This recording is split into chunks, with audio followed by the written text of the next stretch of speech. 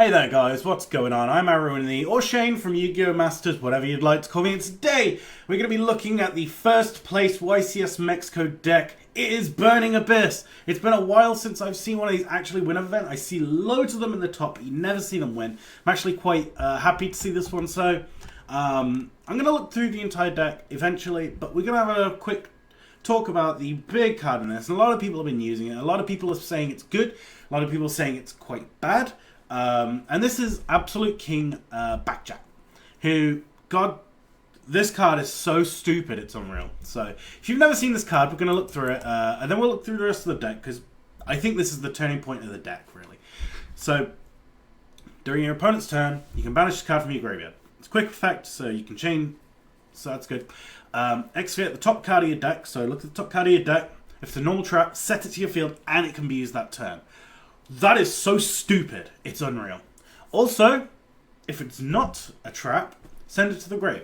Now, if you think about it, that first bit, there are 1, 2, 3, 4, 5, all of these monsters here were fine going to the graveyard. We are absolutely fine with those going to the grave. The only 3 cards in the deck we don't, actually, there's a couple we don't want to hit. We don't want to hit the continuous traps and the counter traps. So actually, let's have a count.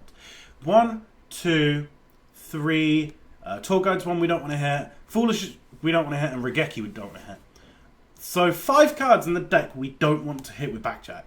Some are better, obviously, absolutely, but 35 cards in this deck, we've already got people talking to us, 35 cards in this deck Backjack can hit happily, which is just beautiful.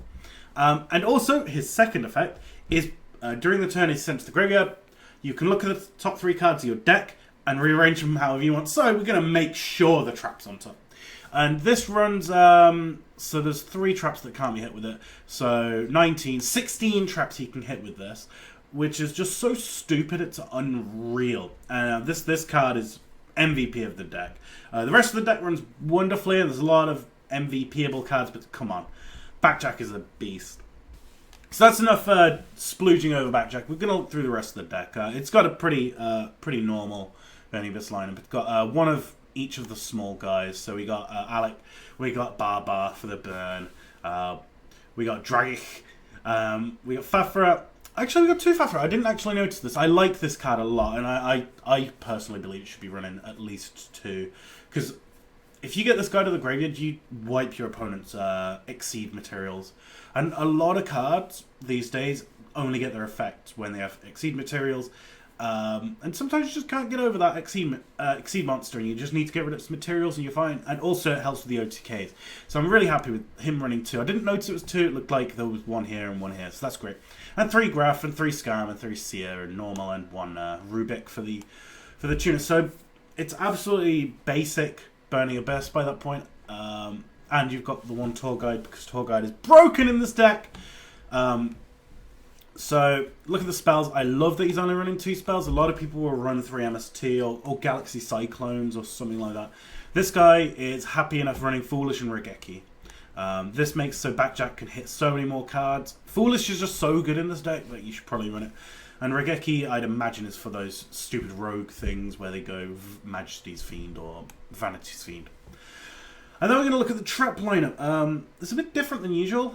Most people would run 3 Wind Blast and some Raigeki breaks, but this guy only runs 2 Wind Blast, 1 Raigeki break, but he does run the 3 Karmikas. So these are your discardy traps. So he's only running 6, which a lot of people will run the full 9. But this guy won a YCS, so you guys, you ain't doing it right. He is.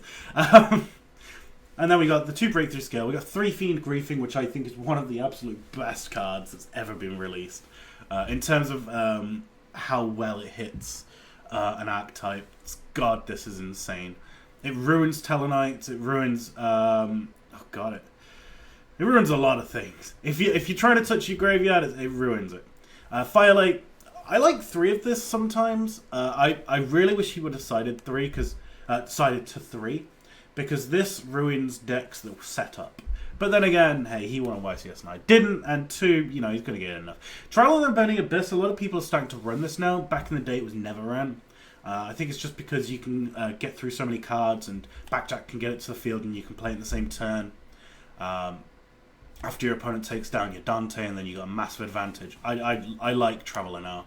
And we got skill drain, that's kind of normal. There's nothing especially abnormal about the cards. It's just the quantity of cards.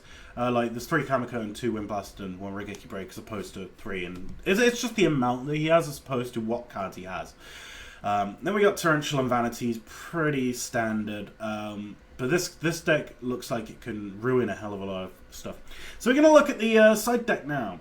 So we got 2 Lancia. This is actually interesting because he's not running any Iron Walls. So this is only out to Infernoid and Necroz. So, well, in terms of the banishing stuff. So that's interesting. A lot of people will side in their MSTs and their Fairy Winds, so maybe it's a really good idea to just not, because then they're left with dead cards, and they'll be MSTing your Phoenix Windblast and all your chainable stuff. So that's really good. I like Lancia a lot. It's actually one of my my favorite new cards that I've learned over the past couple of months. So we got Flying Sea. This card ruins Burning Abyss. It's a real problem. When you're playing Burning Abyss against this card, it's like, oh no, I am ruined. But the next card in our side deck will ruin everyone who tries Flying Sea me. This is Vanity's Fiend. Your opponent can't special summon. No, neither player can special summon. I mean. So if they Flying Sea you, so you go, let's go Seer effect, and then, I don't know, Scam effect, and try and bait your opponent into Flying Sea there, and they will. I'm going to sneeze. Oh, God. In the middle of a video and everything.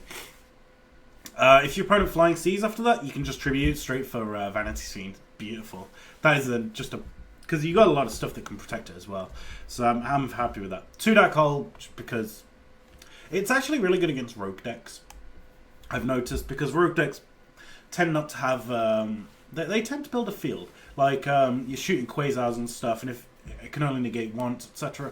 So, you know, Dark Hole's just solid card. And anyway... We're killing cards on our field, we get cards for it, they lose cards, it's just really good. Galaxy Cyclone, this card is wonderful. I really love this card. It's something that Backjack could drop, which is nice. Is it just if it's monsters?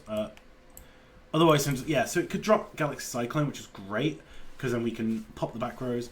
This is really good against... I think it's really good in the side, but not so much in the main.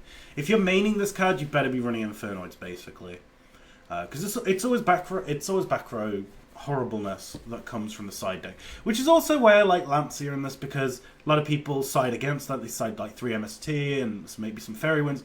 Lancia doesn't touch Lancia, so that's cool. And then we got 3 Mistaken Arrest. This card, I've seen it a lot, and it does ruin certain people. The only problem with it is it stops you from searching with Scam.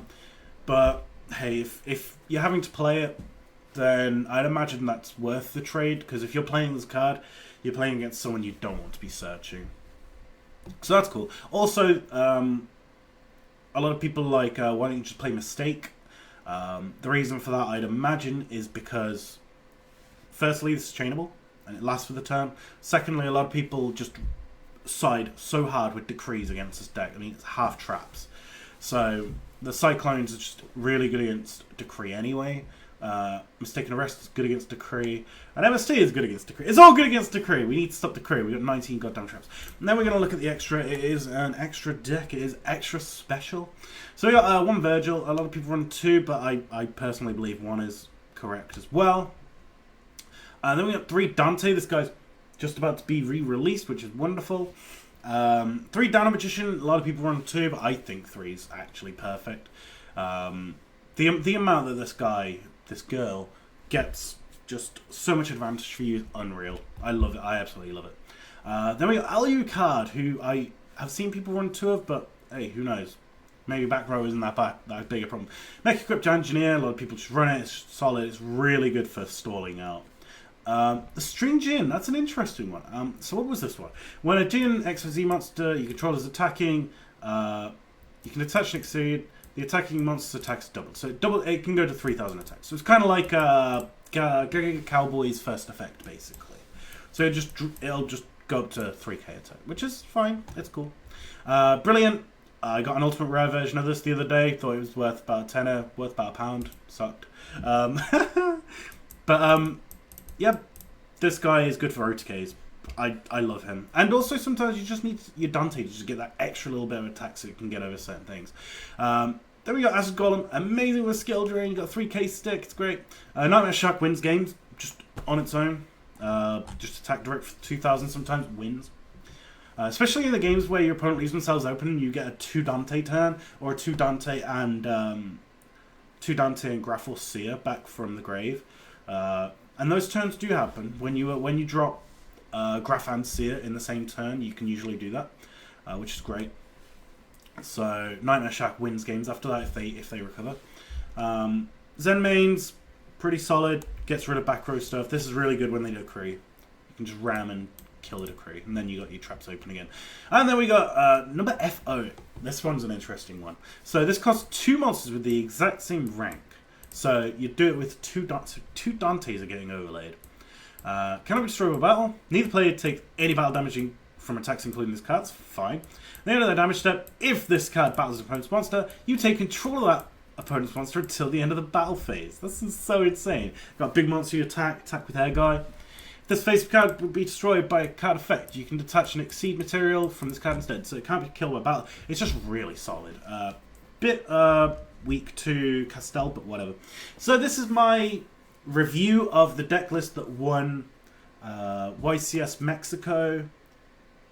I think it's really solid, and I really like the attention to detail on the... I think the big deal is the backjacks and the Karma Cuts and the Wing Blast and the Regeki Break, because this deck seems like it can keep a lot of advantage. And we're timed down to interactivity, and we were just about to finish, so it's probably a good idea to finish now. Thanks for watching this, guys. Make sure to rate, comment, subscribe to the channel, and there'll be more deck reviews and more duels to come, and I'll see you around. Bye-bye.